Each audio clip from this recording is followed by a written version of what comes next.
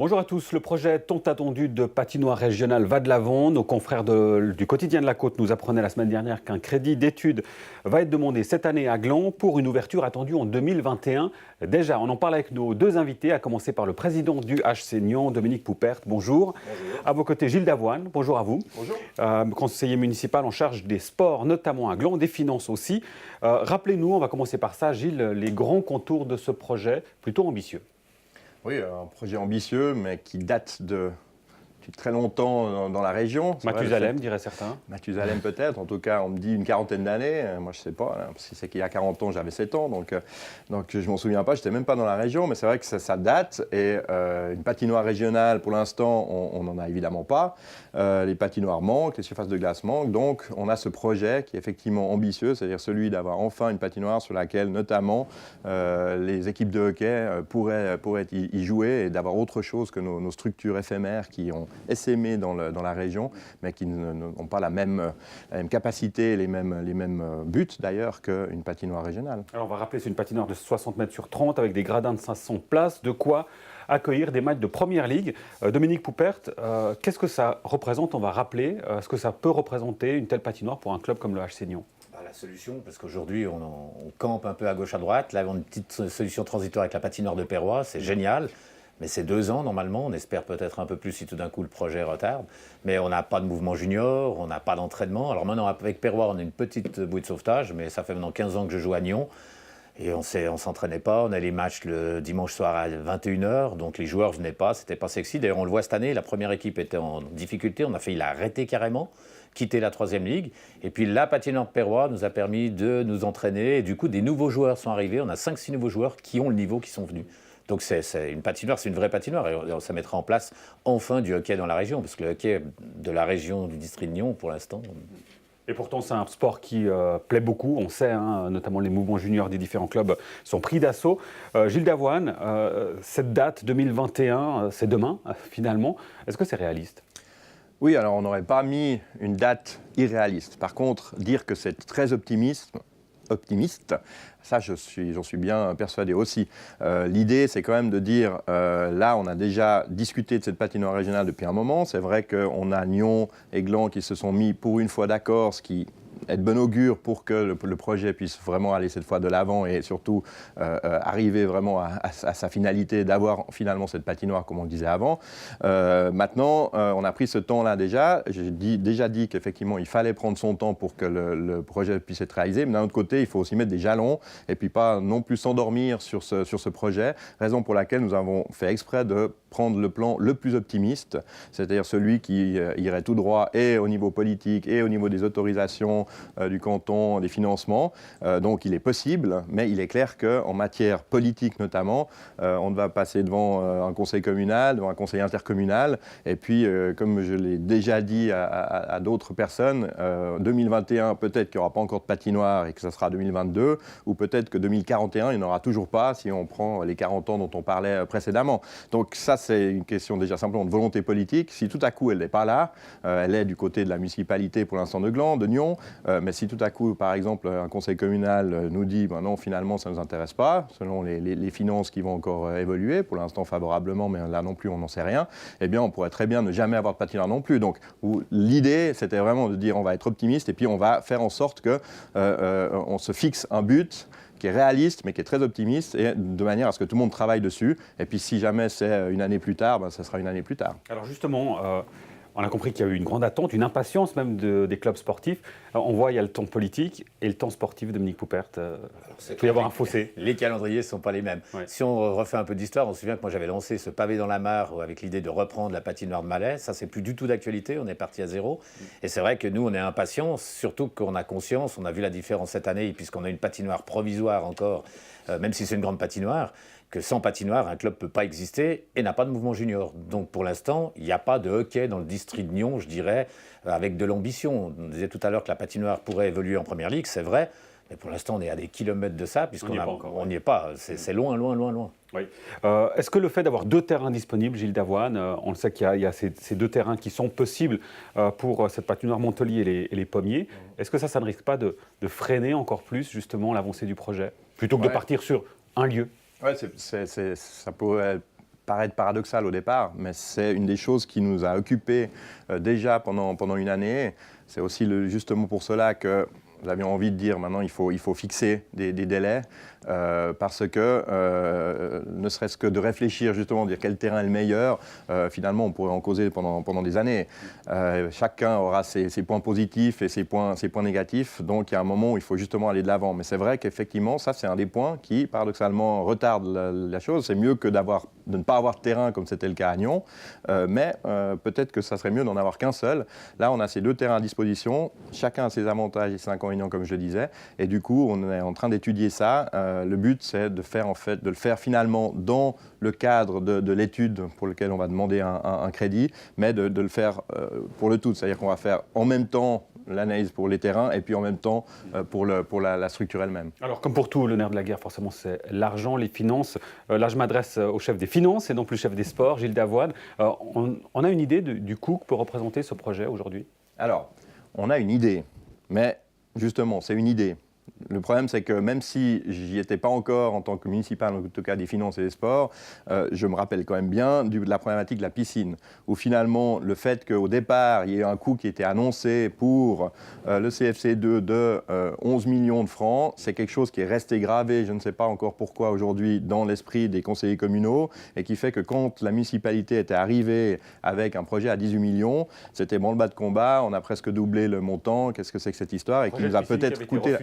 Finalement refusé, effectivement, pour diverses raisons, mais principalement pour la financière et au niveau de l'augmentation d'impôts qui voulait y être consacré, alors qu'à mon sens, il n'y avait pas besoin. Mais on peut articuler un chiffre, mais je tenais à faire ce préambule-là parce que ce chiffre-là, je veux bien l'articuler par rapport au montant que j'ai, évidemment. Je ne vais pas vous dire, non, je dis que je vais ouvrir une patinoire, enfin nous disons que nous allons ouvrir une patinoire en 2021, mais je n'ai aucune idée de combien ça va coûter.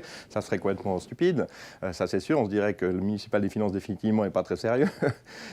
Mais en l'occurrence, ce n'est qu'une première estimation, puisque justement, le crédit d'études va venir pour affiner cela et il ne faudra pas revenir vers moi en me disant à l'époque, vous aviez dit que c'était temps, qu'est-ce qu'il en est, comment c'est possible. Mais c'est vrai que l'idée actuelle, on a une idée que la patinoire, là aussi, le politique peut s'en mêler comme il l'avait fait pour la piscine.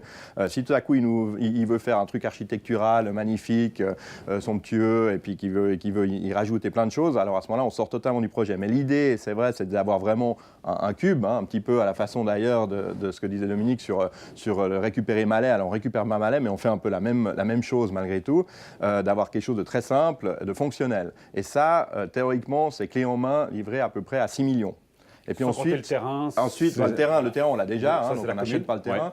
Mais après, il y a le terrassement, il y a les aménagements, le parking, etc. Donc pour l'instant, l'estimation à la louche, comme je le disais, ça serait un coût d'environ 9 millions, sachant qu'ensuite, il y a évidemment une participation du canton via le fonds du sport, et puis de la région de Nyon, et ça, c'est encore des montants qui sont à fixer. Et mais donc là, vous partez avec votre bâton de pèlerin, finalement Forcément, oui. Alors, via le DISREN, et ça sera certainement le premier projet régional d'un bout à l'autre qu'on aura, parce que, par exemple, notre passage sous voie a été financé aussi par la région à Gland. Comme exemple, ce cas-là, justement, de financement. Bon, ça, c'est un des nombreux exemples au niveau de la région qui ont été financés. Le DISREN, je pense, fonctionne très bien. Mais c'est vrai que la différence, c'est que le passage sous voie, il a été financé par la région, mais il était déjà fini. Là, on va vraiment avoir un projet qui pourra être suivi dès le début. Et finalement, c'est, je pense, une bonne démonstration de ce que peut faire la région et le DISREN, avec vraiment, pour la première fois, un projet qui est suivi aussi par la région d'un bout à l'autre et qui a son mot à dire depuis le départ. Donc ça, c'est intéressant. Mais là, on ne sait pas effectivement quel montant à ressortir de cela. C'est encore des discussions à avoir. Et puis pour le fonds du sport, c'est pareil. Mais pour Gland, c'est quand même un montant qui est très très largement inférieur à celui pour la piscine dont on parlait avant, qui était de 18 millions. Dominique Poupert, on a compris le projet de reprendre la patinoire de Malais. Ce projet-là est mort. Et vous me le disiez en préparant l'émission, aujourd'hui, les prix des patinoires ont drastiquement baissé. C'est incroyable, parce que si moi je me souviens avoir joué dans les années 70 au jeu de Servette, on était changement de compresseur à 5-6 millions. Juste le compresseur. Que le compresseur. Oui. Et ça bouffait une quantité d'ammoniac monstrueuse, ça coûtait en écologie, c'est une catastrophe. De l'époque. Ah non, 5-6 millions de l'époque, donc ça correspond à 10 millions aujourd'hui. Et aujourd'hui, pour 10 millions, on a fait Malais, par exemple. Donc c'est vraiment ça qui a changé. Et puis de nouveau, pour le financement, nous on est aussi intéressés pour être partenaires, parce que le HC Nyon, depuis maintenant 5 à 10 ans, est un club particulièrement bien géré via les présidents qui m'ont précédé. Et on a une petite cagnotte qu'on va mettre dans la balance qui nous permettrait peut-être à l'idée d'acheter un vestiaire ou de financer une partie. Ça dépend si on part totalement 100% privé ou 100% public. Évidemment, aujourd'hui, 100% privé, on y a pensé. Mais c'est quand même des grosses machines et là, ça doit passer par une commune. D'où l'idée de passer par le district. Et nous, on est prêts aussi à voir dans quelle mesure on peut apporter. Est-ce qu'on a un petit quelque chose quand même, qui pourrait quand même utile. On a une idée de l'ordre de grandeur de ce petit quelque chose? Ouais, c'est un peu... Je vois que Gilles Lavoine écoute avec attention. C'est au-dessus. J'ai une idée. Bon, oui, il a les comptes, donc il sait ce qu'ils ont passé. On en a déjà On a déjà parlé, donc on sait déjà, je dirais, pour articuler un chiffre, c'est à peu près aux alentours des 200 000 francs. Donc c'est pas une petite somme qu'on pourrait utiliser. Donc nous, on est là, on est ouvert. Et puis c'est vrai que ce qu'a dit Gilles est vraiment juste, c'est-à-dire que on ne va pas parler de patinoire low cost, le mot est très négatif aujourd'hui, le terme low cost, mais c'est un petit peu ça, c'est-à-dire que abordable, c'est ce que vous voulez nous voilà, dire. si on veut faire un temple des pharaons avec une patinoire à l'intérieur, on va arriver à des chiffres qui sont complètement fous. C'est ce qu'a fait capoter le projet de Saint-Cergue, le dernier. On était à 25 millions, quelque chose comme ça, si je me souviens bien. 25 millions pour une patinoire, c'est fini. Romont vient de faire une patinoire il y a 2 ans pour 4,5 millions. Donc, c'est possible. Alors, il n'y a pas de gradin, nous on veut faire un petit peu de gradin. Puis après, il y a vraiment des gens qui discutent de sujets qui ne sont pas importants. Un gradin de 500 places ou 1000 places, en réalité, l'écart, ça doit être 50 000 francs. Donc quand on y sera, on en pourra poser la question. Mais là, pour l'instant, on est encore au départ. Voilà, chaque chose en son temps, effectivement. Gilles Lavoine, un mot sur ce projet de piscine. Alors, il y a un risque politique assez important de lier ces deux projets. Ce n'est pas votre souhait, hein? Non, mais ça je l'ai déjà dit notamment sur ce plateau. Il y a une vraie logique de lier les deux choses, pratique, écologique, ça c'est sûr, mais politique, c'est effectivement, comme vous le relevez à juste titre, assez dangereux, puisqu'on se souvient que la piscine a été rejetée par les Glandois, alors à mon sens pour des raisons financières d'abord. Donc je ne veux pas lier les deux choses, et je l'ai dit aussi, je ne veux pas que ça soit, ce sont des trains qui risquent de ne pas aller à la même vitesse, effectivement l'un est local, l'autre régional. S'ils se retrouvent sur la même voie et que l'un empêche l'autre d'avancer, c'est problématique. Donc je vais éviter ça. Par contre, je tiens à dire aussi, parce que j'ai lu 2-3 choses, notamment sur Facebook, comme d'habitude, sur le fait qu'on se dit, bon, s'ils font la patinoire, ils abandonnent la piscine. Alors, c'est de loin pas le cas. Je pense au contraire que la patinoire, même si on construit la piscine plus tard, il y a un lien écologique entre les deux. Il y a un thermique, enfin, je veux dire, on peut utiliser le chaud qui ressort de la patinoire pour la piscine. Il y a des synergies importantes qui sont possibles. Et donc, on a, en faisant cette patinoire, la possibilité par la suite aussi, on garde les tuyaux pour faire une piscine et qui justement aura des coûts du coup, c'est pas terrible, des charges pour son entretien et les charges de son budget de fonctionnement, on va dire, qui seront amoindries grâce à la patinoire. Et justement, c'est là-dessus qu'il y avait une volonté à l'époque d'augmenter les impôts pour ces charges, justement, ce budget de fonctionnement. Et là, on arrive justement avec la patinoire à réduire ces charges. Donc, il y a un vrai intérêt. Et donc, les deux projets sont de toute manière complémentaires, même s'ils ne sont pas faits en même temps, ils sont complémentaires. Et c'est justement ce qu'il ne faut pas faire, c'est les opposer. Il ne faut pas que la population glandoise se dise « Ah, si on a la patinoire, on n'aura pas la piscine » ou l'inverse, et d'opposer ces deux projets. Au contraire, il y a une vraie logique économique également. Alors justement, Dominique Poupert, sur cette logique économique, s'il n'y a que la patinoire, dans un premier temps, c'est viable économiquement ? Alors aujourd'hui, si on prend les structures soit de Gland, soit de Nyon actuelles, des petites patinoires, en réalité, ce qui est assez bizarre avec les nouveaux coûts de patinoire, à part les coûts énergétiques qui vont forcément faire gonfler un petit peu l'enveloppe, la location de glace, moi j'ai été sidéré au moment où le premier article est sorti, c'était il y a 2 ans dans le 24 heures, puisque j'avais lancé ce pavé dans la mare, il y a des gens qui me téléphonaient pour réserver de la glace en 2021. Je me dis, attendez, on n'est pas là, on se calme pour l'instant, on va déjà essayer de faire la patinoire, puis après on verra. L'heure de glace se négocie à 150 ou 250 francs de l'heure en moyenne. Si vous faites le calcul de 4 heures d'utilisation, ce que je parle payante par des clubs, et le restant par les écoles, parce qu'il ne faut pas oublier que c'est aussi la possibilité pour les écoles de bénéficier d'une infrastructure, on finance relativement facilement. Ça ne veut pas dire que ça ne coûtera pas d'argent, ça veut dire que le coût aujourd'hui des patinoires que l'on a, les petites, la grande, elle ne coûtera pas beaucoup plus cher. Et sur cet élément-là de l'utilisation, vous avez aussi des demandes déjà maintenant pour l'utilisation en été, la location aussi en été. On parle de badminton par exemple. J'ai eu des téléphones de gens, je tombais à la renverse. Moi je suis président du badminton, oui, et puis vous faites une patinoire, l'été vous ne jouez pas? Non. Alors est-ce qu'on peut avoir la salle? Et la même réponse, bien sûr que oui, mais attendons d'avoir le bâtiment peut-être, parce que c'est encore un peu tôt. J'ai eu des téléphones vraiment de science-fiction. On est étonné. Donc les gens posent la question, quel sera le nom du club? Attendez, stop. Le jour où on se pose la question, c'est Vous êtes prêt à changer le nom du club? On sera quasiment obligé, parce que c'est le volet l'a fait. Aujourd'hui, on a le HC Nyon. Alors, on pourrait toujours dire, oui, mais le HC Nyon, c'est le district de Nyon. Mais ça sera peut-être pour HC La Côte, HC Nyon La Côte. Mais franchement, la question, quand on l'aura, ça sera une bonne nouvelle. Je me réjouis de cette question. Parce que ça signifie qu'on aura la patinoire. Effectivement, ça, c'est de la musique d'avenir. Est-ce que, sur ce projet de patinoire, Gilles Davoine, dans la vision, on parle de la piscine, on nous dit aussi que généralement, aujourd'hui, ces centres sportifs doivent être adossés d'un vrai centre de loisirs, avec des restaurants, avec un parking, ça, il y a un projet évidemment de parking, peut-être même un centre commercial. Est-ce que cette vision va jusque-là, ou là aussi peut-être qu'il y a un risque politique trop grand? Alors, déjà, je ne suis pas sûr que le centre commercial à l'heure actuelle soit toujours forcément d'actualité dans ce genre de projet. Il n'a jamais été dans le nôtre, mais je veux dire, même sur la théorie de base, c'est vrai que pour certaines infrastructures, on voit pour les stades de foot, alors je l'ai étudié, j'ai un master en droit du sport, en management, sociologie et droit du sport pour être précis, donc c'est vrai que c'est quelque chose qu'on étudie, il y a une logique par rapport à ça. Mais après, il y a une logique pour des grandes villes. Je veux dire, il y a des stades, effectivement, comme celui de Bâle, par exemple, de foot, qui fonctionne très bien. Pour une patinoire régionale, mais comme on l'a dit, pas low cost, le terme effectivement peut être péjoratif, mais enfin c'est quand même ça dont on parle. Dans un centre sportif d'une ville de 13 000 habitants pour l'instant, un petit peu éloigné, on va pas commencer à y voir des choses comme on mettrait à Dubaï, ça c'est sûr. Mais il y a une réflexion de toute manière par rapport au centre sportif en général. C'est pour ça que moi, à titre personnel, je n'ai pas caché ma préférence du fait de mettre la patinoire à Ambord. Maintenant, c'est une décision qui doit être prise par l'ensemble de la municipalité de toute manière et l'ensemble des acteurs concernés, déjà premièrement, et puis ensuite en fonction d'éléments que moi-même je n'ai pas encore, donc je pourrais aussi changer d'avis par rapport à ça, mais c'est clair qu'à Ambord, il y a un projet, je vais revenir aussi en tant que municipal des sports sur Ambord avec du paddle tennis notamment, avec on refait le skatepark, on refait, même si le skatepark c'est Christine Giraud d'ailleurs, c'est la jeunesse, on va refaire le terrain de beach volley, on veut mettre la pétanque sous couvert avec aussi une salle là qui pourrait nous permettre de faire plein d'autres choses que la pétanque.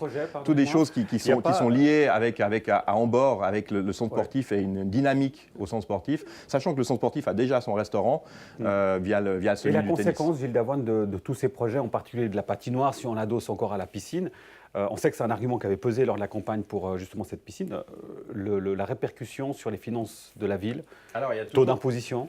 Oui, il y a toujours deux éléments qui sont très distincts et les gens, évidemment, ne sont pas dans les finances publiques, donc ont plus de peine à le saisir. Donc j'essaie de le répéter, la différence entre investissement et puis budget. Parce que la piscine, de nouveau, la problématique, c'était surtout une augmentation d'impôts liée à son coût de fonctionnement, donc au budget. Or là, on parle de tout ce que je vous dis pour le paddle tennis, pour le volley, pour le skatepark, etc. Ce sont des infrastructures qui ne coûtent quasiment rien. Donc on n'augmente pas le budget. C'est de l'investissement. Et au niveau de l'investissement, en 2018, on a encore baissé notre dette de 2 millions. On a baissé notre dette par habitant de un peu plus de 4 500 francs à 4 300 francs. Donc on est plutôt, ces dernières années, dans un contrôle très bon de la dette. Et donc on augmente finalement par rapport au plafond d'endettement qui a été décidé en début de législature, notre possibilité de nous endetter, sachant qu'en plus on s'endette à l'heure actuelle avec des taux négatifs lorsqu'on est à 2 ans ou à moins. Donc on est dans une excellente période pour investir. Alors après, ces investissements-là, il faut donc les faire, c'est le bon moment. La question justement des charges, ensuite du budget, eh bien comme tout ce dont je viens parler, pas la patinoire, mais comme Dominique l'a rappelé, ça ne coûtera pas forcément plus cher que notre patinoire éphémère en plus, mais ce sont des choses qui n'augmentent pas notre budget et donc qui ne posent pas de problème au niveau justement là du taux d'impôt qui lui vise à couvrir le budget. Alors prochaine étape, c'est de convaincre le conseil communal de Gland, naturellement, notamment avec ce crédit d'études. Qu'est-ce qu'on peut vous souhaiter, Dominique Poupert, pour ces prochains mois? Parce que vous allez aussi repartir avec votre bâton de pèlerin, forcément. On va partir de bâton de pèlerin, et puis ce qui a été dit aussi au niveau budget, qui est évident, c'est que le HC Nyon d'aujourd'hui, qui s'appellera on verra comment, est loueur de la patinoire. Donc il sera, cette année, on dépense 25 000 francs à Perrois. Donc si on crée un mouvement junior, le montant va monter et il faudra une structure pour gérer un club qui ne sera plus un club amateur 3e ligue. Dominique Poupert, le président du HC Nyon, Gilles Davoine, municipal en charge des sports et des finances à Gland. Merci beaucoup. Bonne continuation. Merci à vous. On se retrouve la semaine prochaine pour une nouvelle émission. D'ici là, portez-vous bien. À la semaine prochaine.